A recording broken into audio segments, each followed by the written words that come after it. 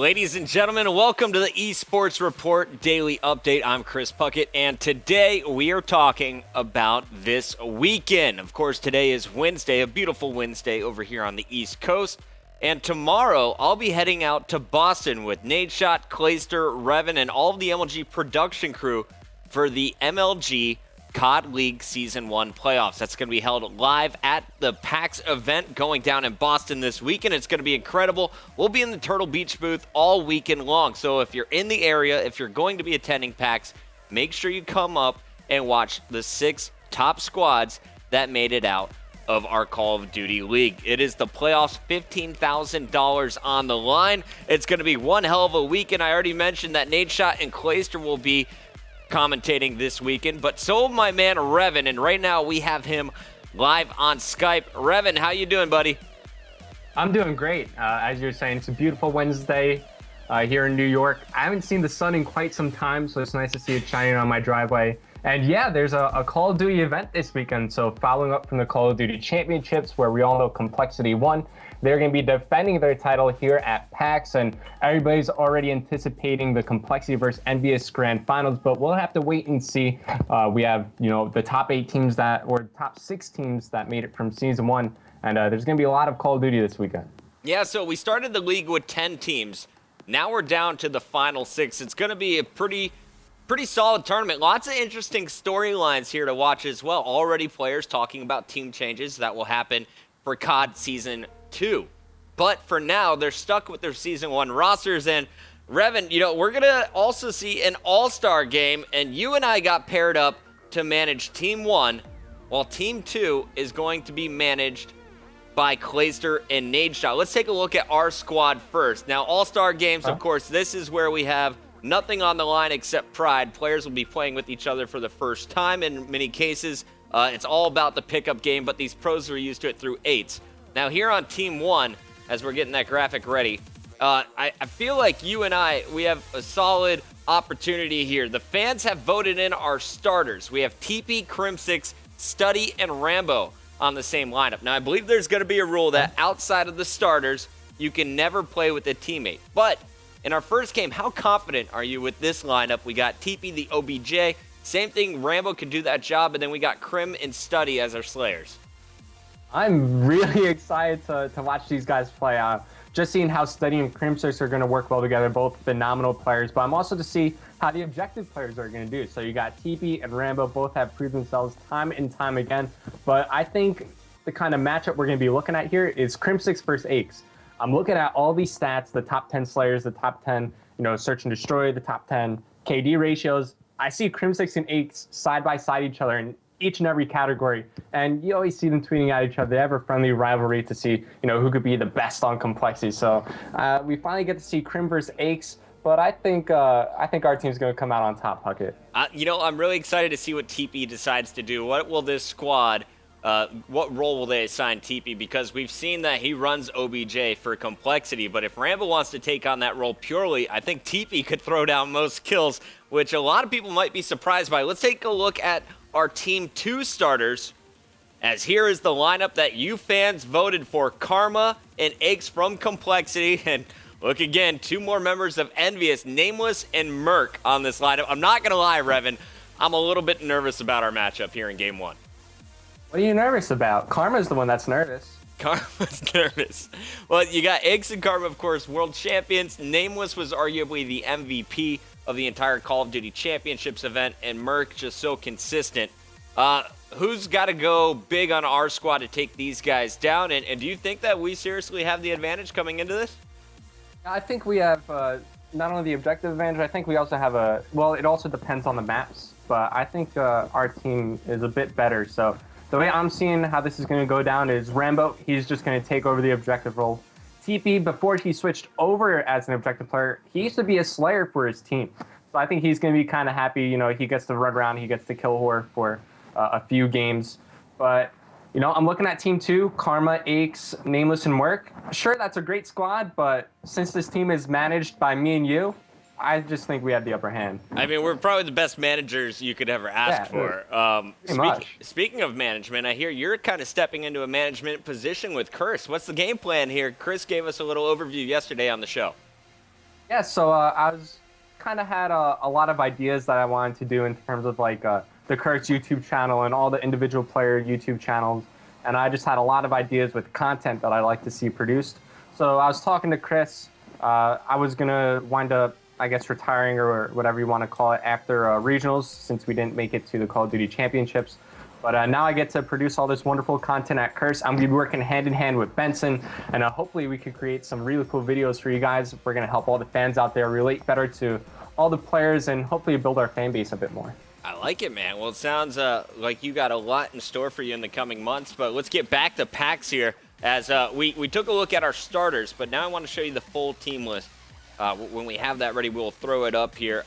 I think our team might have the advantage, and later on in the show, you and I will be counting down the top 10 players according to the stats. Ron just told me we don't have the player list. Ron, track that down. We'll get to it later in the show. But we should have the game modes, and we should have the bracket. So let's take a look at the game modes we're going to be playing. Now, we talked about our squad and who's going to be running the objective, but I just looked at our map list, and we're going to be kicking things off here with Search and Destroy on Warhawk.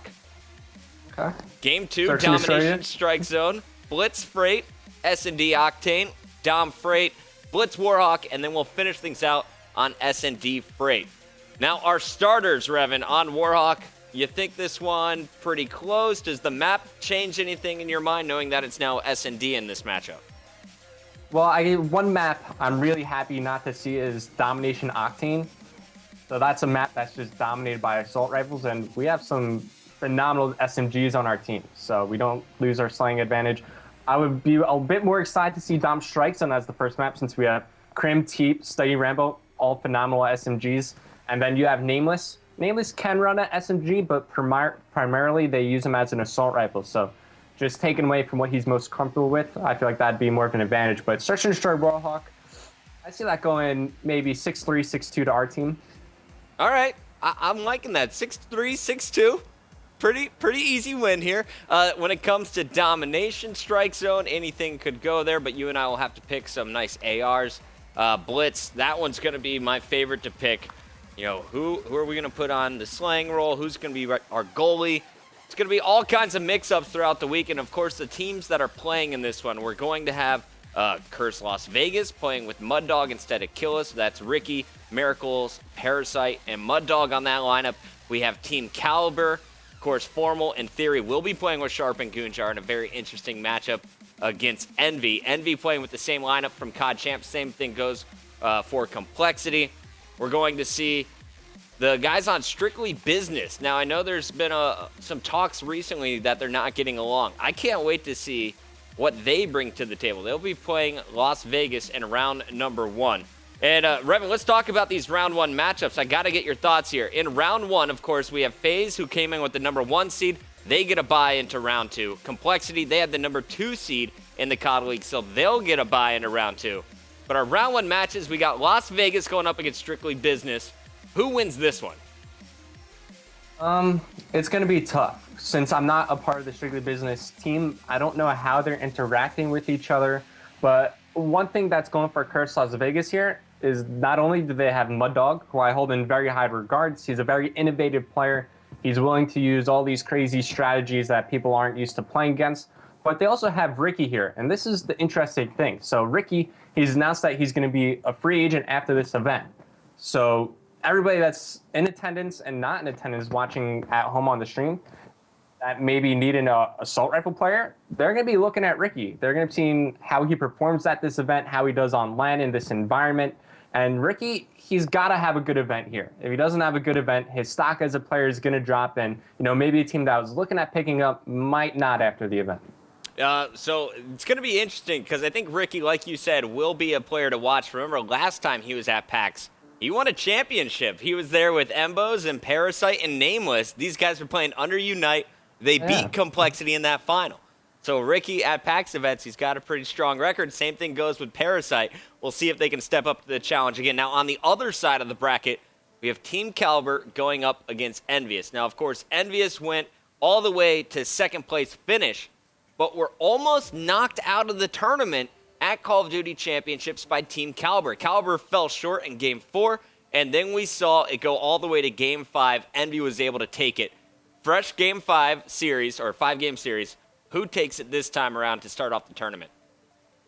I mean, if this was a few weeks ago before COD Champs, I think I'd give it to Team Caliber. But after seeing Envy, how they persevered through the losers bracket, I got to give it to them. These guys, they've been looking better than ever. And still, they've yet to win a major LAN event. Don't know how that has happened, but we'll see if Envy could get their first major win here. You know, I think it would be a huge win for them. Of course, there is $15,000 on the line this week and $7,000 going to first place. So a lot of incentive. You got to pay that well. internet bill somehow. Got to pay for it, the Gotternet.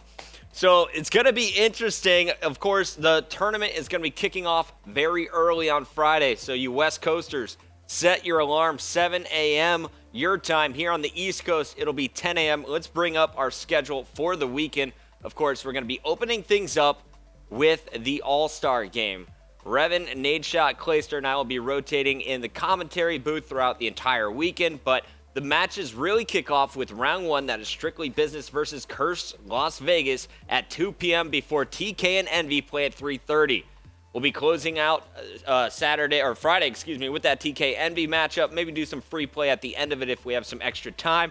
And then Saturday is going to kick off with our round 2 matches. Now, this is the stuff I know everyone wants to see. What is going to go down here between FaZe and their opponent? Will it be the winner of Strictly Business, or will it be Las Vegas?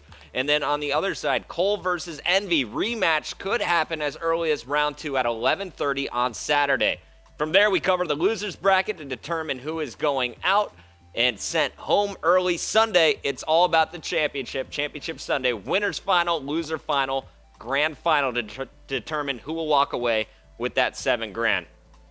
Revan, let's get your predictions before we jump into our top 10 players according to their KD ratios in the CoD League. Who do you think's coming out 1 through 6?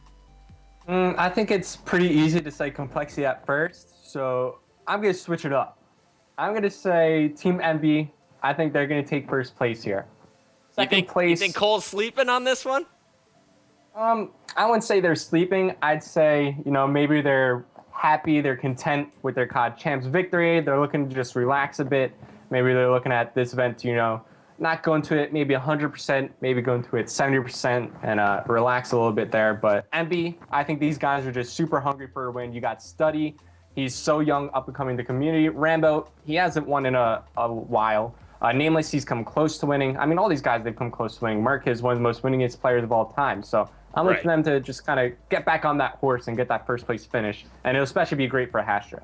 It would be a big win for this Envy crew. We know how hard they've been working to get to this point. No one thought this team of misfits. That's kind of what they were when they first formed. Rambo came back from a coaching role to a starting lineup. Their players were being taken by other teams, but this squad, it's something about them. I love their chemistry as a team. They persevere when their back's up against the wall, and I think if they can take a big win in a respawn game mode, they could definitely win their search and destroy versus this complexity lineup. Guys, we're going to commercial break. When we return, we're breaking down the top 10 players in the Call of Duty League that will be attending the PAX playoffs according to their kill-death ratio and some other fun facts, some other stats from different game modes, all thanks to our friends at COD Stats. We'll be right back.